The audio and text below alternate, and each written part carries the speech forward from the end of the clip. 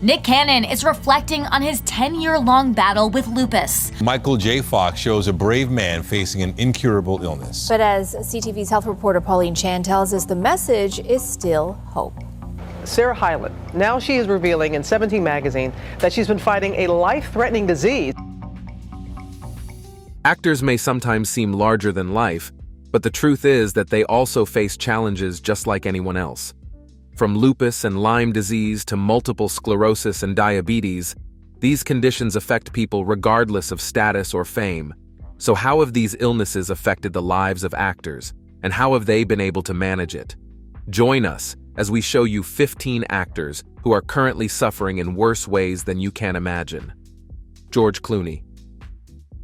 George Clooney has faced some life-altering challenges over the years, leaving him with a legacy not just of accolades, but of enduring physical pain. In 2005, while filming Syriana, a stunt went terribly wrong. Clooney was tied to a chair during a torture scene when he fell, hitting his head on the ground with enough force to cause severe damage. He was hurt on the set of Syriana 10 years ago. He was filming a scene and he got hurt. The impact fractured his spine and tore the dura mater, the membrane protecting his brain and spinal cord. Cerebrospinal fluid began leaking from his nose. The resulting pain was unbearable, and Clooney admitted to having thoughts of ending his life just to escape it. Although spinal surgery helped relieve some of the agony, the pain never fully disappeared. Now, if you think Clooney has suffered a lot in a lifetime, you'd feel more sympathy for the next guy on this list. Frankie Muniz. Frankie Muniz has always had a passion for speed, often stepping away from acting to pursue racing. In 2009, he suffered a serious crash during a race, which left him with a broken back and injuries to his hands and feet. Racing may have fueled his adrenaline, but it also brought significant challenges to his health. One of the struggles he faces is severe memory loss. Muniz has shared that he can't recall much of his time working on Malcolm in the Middle, a result of repeated concussions during his youth. It's been revealed that he suffered 9 concussions, starting as early as age 7, when he was a goalkeeper in a soccer match. For years, Muniz was thought to suffer from transient ischemic attacks, but this was eventually re-diagnosed as migraine auras. These episodes are no less debilitating. During them, he struggles to speak, fails to recognize faces, and endures excruciating headaches described as feeling like a stabbing sensation in his head. Gary Busey. Gary Busey earned an Academy Award nomination for his remarkable portrayal of Buddy Holly in The Buddy Holly Story.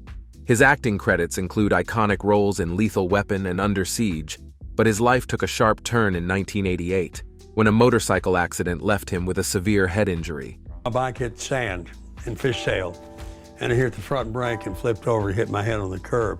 Split my skull wide open to there. Riding without a helmet, he sustained permanent brain damage, which led to changes in his behavior.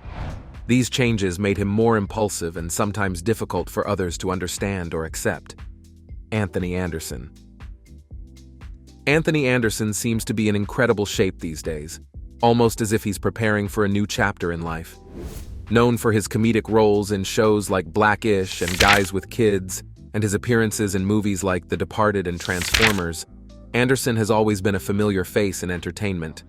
But behind the laughter and charm, he has been managing life with type 2 diabetes since his diagnosis in 2001. This condition, which affects millions in America when uncontrolled, can lead to severe complications like heart disease, stroke, and diabetic retinopathy. The journey has been difficult, even though he has taken significant steps to manage his condition by focusing on a healthier lifestyle like hitting the gym, choosing balanced meals, and timing his intake of complex carbohydrates to avoid spiking his blood sugar levels at night. Another celeb living with this condition is Nick Jonas. Nick Jonas. Nick Jonas is widely known for his singing career, but his acting portfolio is equally notable. Married to Priyanka Chopra, a renowned Bollywood actress, Nick's life took a significant turn at 13 when he was diagnosed with type 1 diabetes. Nick Jonas, diabetes, we're in this fight. You were diagnosed at age 13. In a heartfelt social media post last year, Nick shared how symptoms like sudden weight loss and constant thirst led to his diagnosis. In addition to eating well and using his Dexcom G7 to monitor his glucose levels in real time, the singer said it's helpful to give yourself some grace to prevent burnout. He might be dealing with type 1 diabetes, but he keeps putting a smile on the face of many. Sarah Hyland. A recipient of 4 Screen Actors Guild Awards, her achievements in a fiercely competitive industry are commendable. Yet behind the scenes, Sarah has battled kidney dysplasia, a congenital condition causing cyst-filled kidneys prone to failure. In April 2012, her father donated a kidney to save her. Sadly, by 2016, that kidney failed, forcing her into exhausting thrice-weekly dialysis. Relief came in September 2017 when her younger brother donated another kidney. Anti-rejection medications have been a constant in her life since then. While they prevent organ rejection, these medications have caused fatigue, difficulty gaining weight, and memory struggles, sometimes impacting her time on the Modern Family set. Sarah's health journey also includes battling endometriosis and undergoing nearly 20 surgeries since birth. In 2018, she courageously opened up about feeling like a burden and struggling with dark thoughts. Nick Cannon. Nick Cannon, also known as the Loose Cannon, has faced significant health challenges, including a lupus nephritis diagnosis in 2012. The technical term is lupus nephritis, and they thought it was just kidney disease. It started with kidney issues and a pulmonary embolism, which led to his hospitalization twice early that year. After a medical checkup, he learned lupus nephritis was the cause. Though not life-threatening if managed well, the condition required lifestyle changes. He had to adjust his work pace, letting go of juggling multiple demanding projects simultaneously. To keep the disease under control, Nick underwent chemotherapy and blood transfusions. His routine now includes exercising 5 days a week and cutting down on processed foods to maintain his health. Beyond personal management, Nick has become an outspoken advocate, sharing knowledge and raising awareness about lupus. While he might be suffering, he is working hard to make sure others don't suffer the same. Pete Davidson. Known for his boyish charm, his brief engagement to Ariana Grande, his relationship with Kim Kardashian, and his numerous achievements before 30, Pete Davidson is indeed a sweetheart to many. Davidson has been open about his struggles with Crohn's disease and borderline personality disorder. Diagnosed as a teenager, he's described how Crohn's leaves his stomach painfully swollen and tender, sometimes making eating impossible. He shared with High Times that marijuana helps him manage the discomfort and allows him to function when other treatments fall short. Michael J. Fox. It's painful to talk about Michael J. Fox, the celebrated actor from Back to the Future, Family Ties, Spin City, and The Good Wife, in the context of his ongoing battle with Parkinson's disease. Watching him struggle with tasks most of us take for granted isn't easy. Parkinson's is a relentless disease that affects movement, alters behavior, and eventually leads to mental challenges like dementia. It's the same condition Muhammad Ali faced, and it's heartbreaking to see it erode someone's independence. Michael was just 29 when he received his diagnosis in 1999. Michael J. Fox, after more than 3 decades living with Parkinson's disease. He was just 29 when he was diagnosed. A shocking revelation for someone so young and at the peak of his career. On film sets, he cleverly used props to hide the tremors that are common with the disease. He might be a fan's favorite on set, but he is definitely going through so much. Morgan Freeman. Morgan Freeman, born in 1937, is a celebrated actor known for his resonant voice, captivating performances, and iconic presence. On August 3, 2008, his life changed dramatically. While driving his 1997 Nissan Maxima, the vehicle rolled over, severely damaging the car. Rescuers had to cut him and his passenger free. Freeman sustained serious injuries to his elbow, arm, and shoulder, requiring a 5-hour surgery to address nerve damage. This harrowing accident left him with fibromyalgia, a condition that causes chronic pain. His left hand remains mostly immobile, and he wears a compression glove to manage blood flow. Freeman describes the pain as sharp and relentless, coursing down his arm. Simple joys like sailing, horseback riding, or piloting jets are now out of reach. Though he endures these struggles quietly, his resilience shines through, a reminder of the challenges even the brightest stars face. Alec Baldwin.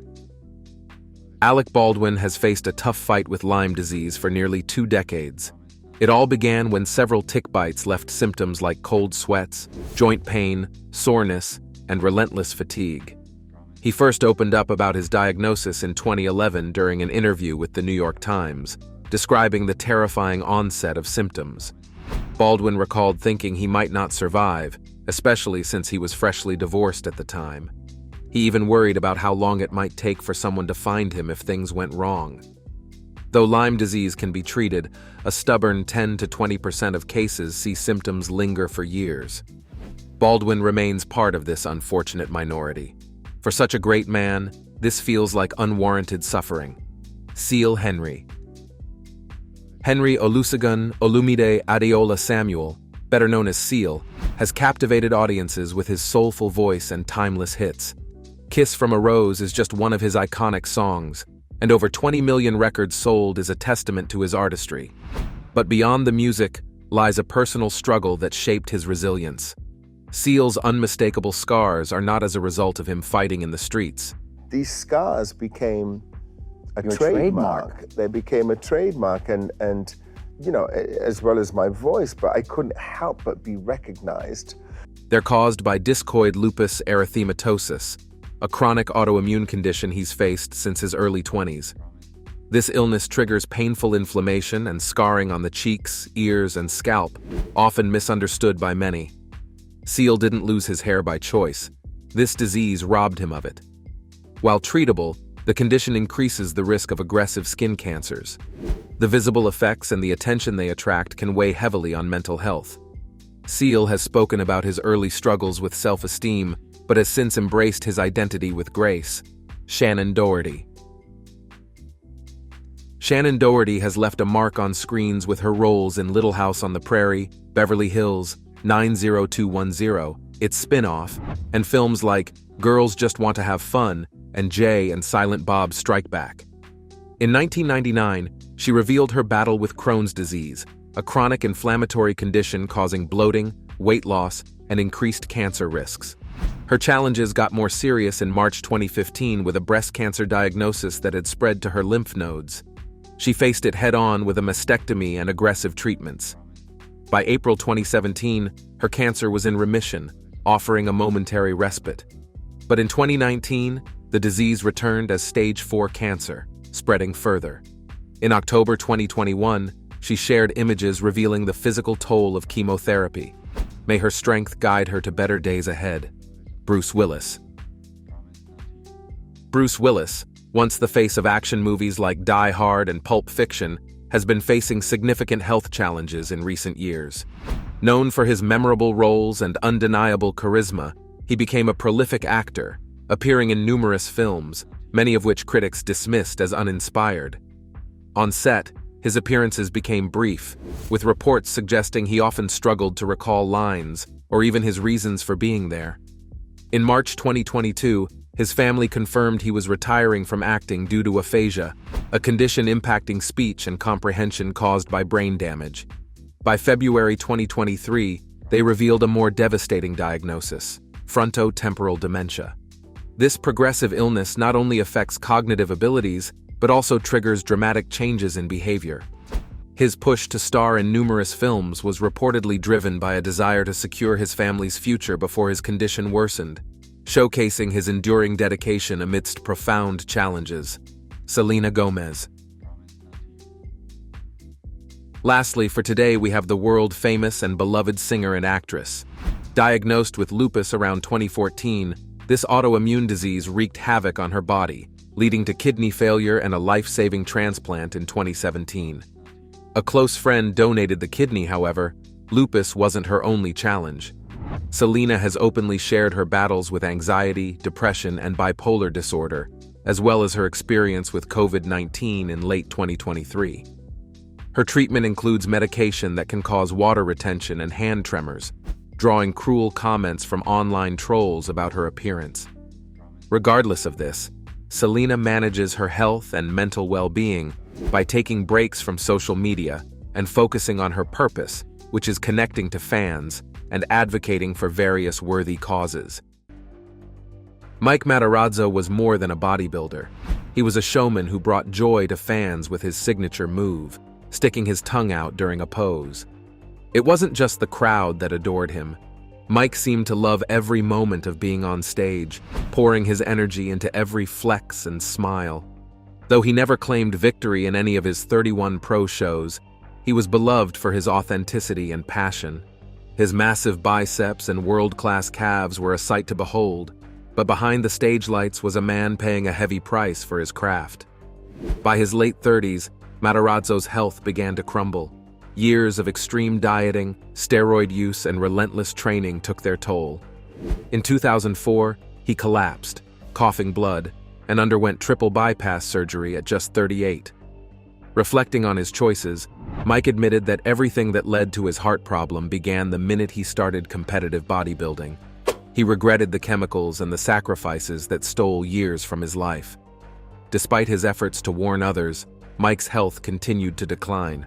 His heart, functioning at only 20 to 25%, finally gave out on August 16, 2014. He was just 48. Believe it or not, reconstruction continued for several years, even after the celebration. Due to a significant increase in pilgrims visiting this holy site, there had to be constant structural changes. This is why you can still see two doorways today. There used to be beautifully decorated beams above these doorways that pilgrims walked under. Sadly, an earthquake in 1927 forced them to be moved to a museum in Jerusalem for safekeeping. It is also interesting to know that centuries ago, after Muslims recaptured the city in 1187, one of the entrances to this church got blocked off. Even though Muslims were in charge for a while, people who traveled to holy sites were still allowed to visit. Influential leaders from Western countries even tried making deals to guarantee access. This place was like a precious treasure, kept safe for a long time, until something unique happened. Archaeologists found it unexpectedly, and guess what they discovered inside? Right where they believed Jesus was buried, they found something incredible, an ancient mortar, a building material. This mortar is like a time capsule. It's so old, from the same period as Emperor Constantine, who ruled the Roman Empire. Finding this mortar under the stone is even more evidence to the stories told for centuries about the location of Jesus' tomb. But how did this story even begin? That tale involves Constantine, the very first Roman emperor to follow Christianity. Driven by a powerful vision, Constantine went on a mission to find the holy ground where Jesus was buried. His relentless search led them to Jerusalem, the city where Jesus was believed to have been crucified. His journey ended at an ancient Roman temple, possibly dedicated to the love goddess, Venus. This was a turning point in his quest. Here, he stood before the historic site. Something happened as he kept looking for the tomb hidden within its walls. The temple, which had stood for centuries as a symbol of Roman power, was dismantled. Layer by layer, history peeled back. He finally found a tomb gently carved from the rough limestone. This marked a critical moment, not just for Constantine's mission, but for Christianity itself. This fantastic find led to the building of a special box called the Advocacy to protect the holy area and keep the tomb safe. One noticeable thing was the tomb's resemblance to the tombs of wealthy Jews in the 1st century Jerusalem. These tombs were carved from demanding limestone caves and often had shelves and spaces for the bodies. But that's not all. Interestingly, some believe these similarities show us the social status of Jesus at the time of his burial. The burial bed isn't just a structure made of stones. It has some writings carved into it. As we examine the details carved into the limestone, we feel a powerful connection to the rich story of Christian beliefs. Time unfolds as we explore the marble covering the burial bed. Archaeologists believe that the marble was likely placed sometime before 1555, but clues suggest it might be even older, possibly dating back to the mid-1300s. Imagine the whispers echoing through the ages. Carried on every mark left on the marble and every curve on the ancient burial bed. These details are like a bridge between the past and present, evidence of the deep respect shown by pilgrims for centuries. The tomb is beyond the physical structure we see. It's a vessel overflowing with devotion and thoughtful reflection that has survived for generations. But the story doesn't end there. There are many locations that claim to be the place of the tomb of Christ, including a location in faraway Italy, completely away from Israel. How true is the claim that the Church of the Holy Sepulchres is the true location? This place calls on visitors to connect with a powerful story written forever in stone. For the first time in centuries, researchers have uncovered what's believed to be Jesus' tomb inside the Church of the Holy Sepulchre. Surprisingly, recent scientific discoveries from the tomb are rewriting what we thought we knew. Experts, led by Chief Scientific Supervisor Antonio Moropoulou, took time to analyze mortar samples from different parts of the tomb. What they found was groundbreaking. Scientists found that the bottom layer of the edicule was probably glued together around the year 350. This makes this religious object even more attractive to historians. Why? Because that period was when Emperor Constantine the Great ruled. This connection suggests Constantine himself might have played a role in building the edicule. And that's a surprising fact, because Constantine is known for being one of the first Roman emperors to convert to Christianity. Scientists used a fancy light technique called optically stimulated luminescence, or OSL for short, to figure out how old the mortar samples from the Holy Tomb were. This technique tells you exactly when things made of quartz were last exposed to light, which is super helpful for figuring out how old stuff is. To ensure they got the correct answer, the scientists examined the mortar samples at 2 different labs. Using OSL, they looked at the history trapped inside the tiny grains in the mortar. By seeing when those grains were last exposed to light, they could piece together when the mortar itself was touched or changed. This investigation started because some folks weren't sure if the rebuilt church was precisely on the same spot as a holy site identified in the day. By comparing these samples to known ages of similar materials, they were like detectives piecing together a timeline. Dates discovered in the samples ranged back to 335 AD and even included evidence of a repair job in the 1500s. That is not all that was discovered. The southern wall bears signs of Roman construction, adding another piece to the puzzle of the old church. Using scientific tools and precise dating methods, researchers could read the fingerprints left behind by different builders and restorers throughout the years. But the most exciting discovery came from the mortar near the tomb entrance. This material had a unique signature that pointed to the 11th century. This finding matched historical records describing a significant reconstruction effort after the temple's destruction in 1009. It's a powerful reminder of the dedication of those who tirelessly worked to preserve this sacred space, even after a devastating war. Intrigued by the 11th century reconstruction? Believe it or not, this restoration project is considered one of the most significant in the entire history of the church building. Investigating these pieces wasn't just about dating them. It was also a sign of respect for the centuries of hard work poured into the edicle's restoration. Today, priests from different Christian groups care for the tomb, following strict rules in Ottoman times. But is this truly Jesus' final resting place? Here is the shocking truth. There are 6 other spots in Jerusalem considered possible burial sites for Jesus. One such contender is the Talpiot family tomb, found about 3 miles south of Jerusalem's Old City. This tomb became famous in 2007 thanks to a Discovery Channel documentary called The Lost Tomb of Jesus. Imagine finding bone boxes with names like Jesus, Mary, and Joseph inside an ancient tomb. One box had the inscription, Mariamne, which some believe belonged to Mary Magdalene. Some historians have even claimed that Magdalene was probably married to Jesus. 2 other markings had names suggesting family ties to Jesus, Jude, son of Jesus, and Jesus, son of Joseph. This sparked a wild theory. Could Jesus and Mary Magdalene have had a son named Jude? Shocking, right? But here's the twist. Most archaeologists disagree with these claims. Stay tuned to find out why. Here are some of the other locations that have claimed to be the place of the tomb of Jesus Christ, and centuries-long archaeological effort to unravel the truth. Many experts tell us that names like Jesus, Joseph, and Mary were like John, David, and Sarah today. They were prevalent back then in Judea. So just finding those names on boxes doesn't mean they belonged to Jesus' family. The documentary makers might have been too excited because these were popular names then. Here's something even more surprising. DNA tests shows no connection between Jesus and a woman named Miriam, who some thought might be his wife. But that doesn't mean they weren't related.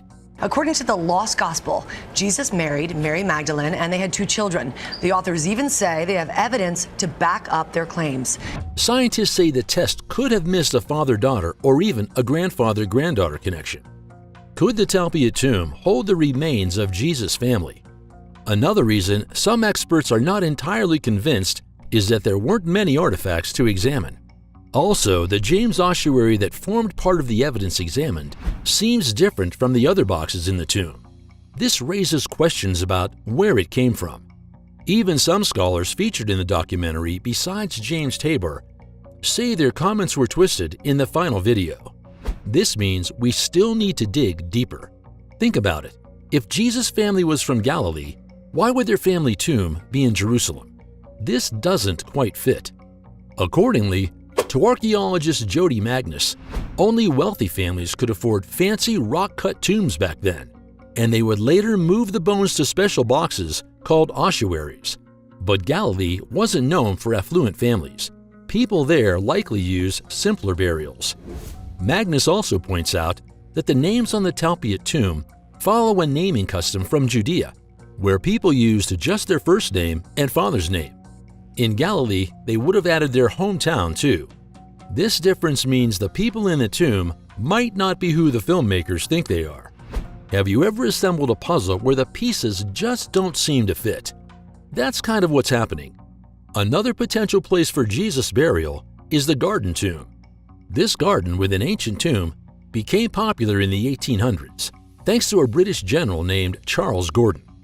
He nicknamed it Gordon's Tomb. The peaceful setting attracts many visitors, especially those who believe Jesus might be buried there. But hold on a minute. Some clues make this theory a bit puzzling. For one thing, the history behind the Garden Tomb is shaky. Gordon himself wasn't exactly an archaeological expert. He thought Jerusalem looked like a skull, with Skull Hill as its head. On top of that, some people have made false claims about things they found near the tomb.